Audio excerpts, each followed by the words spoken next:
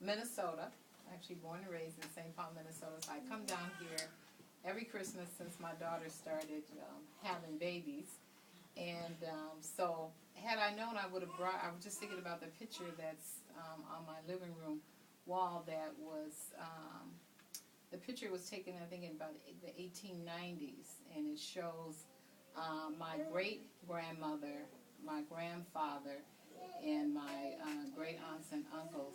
And it shows my family originated from Oklahoma. Were part of the Oklahoma land run, and they were farmers.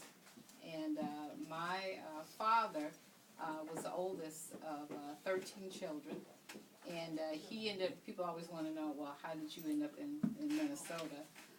Well, my father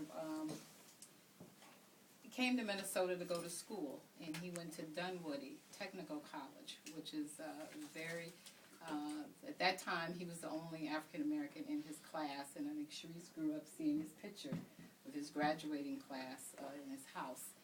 And he was a very, when you think about self-determination, very determined, and he raised us in the church. He was an auto mechanic.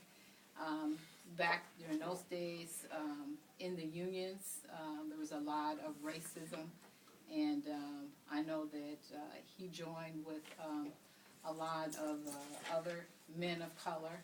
One of his closest friends was actually a Native American, and so they were very active in making sure that other men of color, at that time it was predominantly men that were in that field, that they were protected and that they were mentored coming up.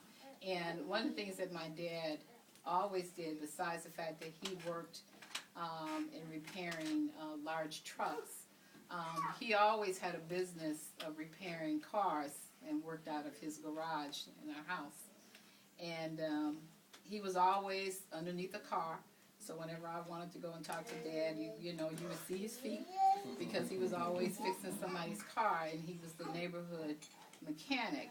And he was able to, even when he got older, and my dad had diabetes, and so he had lost his sight, he could hear an engine, and he could tell you what was wrong with it. So we grew up, always had a car. My dad would, he could get a car for $5, $10, drop an engine in and fix it, and we, you know, which to me was no big deal. I always thought that, you know, you're supposed to have a car. Matter of fact, my father made me learn how to drive because he said that it was important that I was independent, and he did not want me to grow up like my aunts and did not learn how to drive until they were adults. So as soon as I was old enough, he would take me on trips to Oklahoma.